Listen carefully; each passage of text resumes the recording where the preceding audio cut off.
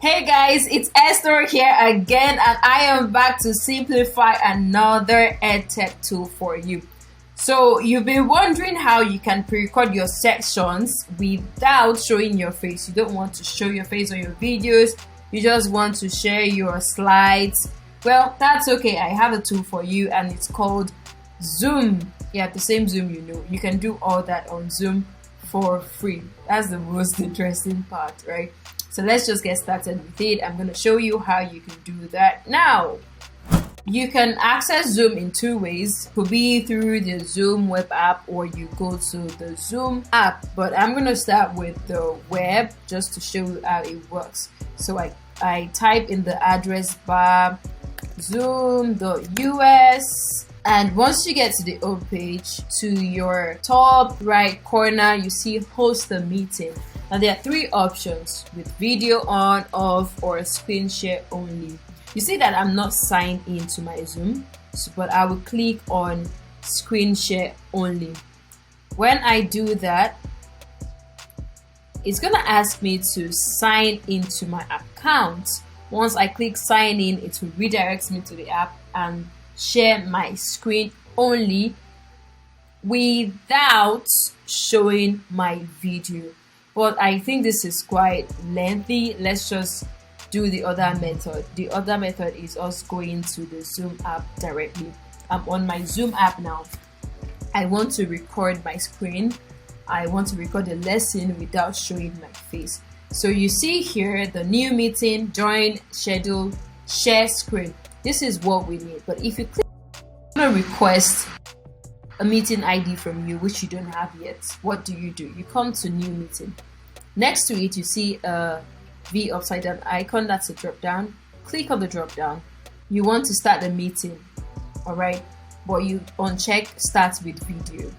Then you see use my personal meeting ID PMI. Click on that. That's what you're going to be using. Now this code, we need to copy it. If I hover on the code, it's going to show me copy ID, copy invitation, PMI settings. So I'm going to copy the ID. That's all I need. Now I come to share screen right here. Now I have a meeting ID that I can use.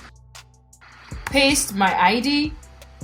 Then I share my screen. Now it's connected. What do I want to share on my screen? I want to share this slide. See, it's share sound optimized for video clip in case you want to share a video clip, but I am not sharing a video clip. I want to share a slide. I'm going to proceed to share there, but right here I haven't joined audio. I click on this to join my audio.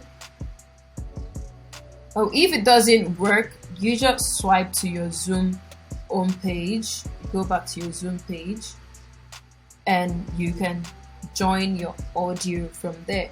Join with computer audio. Back to meeting. Oh yes, we are back to meeting now. I'm sharing the screen and I'm the only participant, remember. I can't see myself because my video is off. My slides are on, but if I start talking, no one's gonna hear me because I am unmuted. But I would unmute my microphone. I can start talking and we are all set, but that's not all. Right, we are just on the meeting now. We haven't started recording, and that is the most important aspect of it all. You record what is on your screen. You come to more and you click on record. Recording in progress. Now the meeting is being recorded, and that means that you are actually creating your course. You're actually pre-recording your class. That's if you use the flipped classroom method. And yes, of course, your video is off. They cannot see your face because you're using the screen share feature only. And then your microphone is on. That means there is a voice over.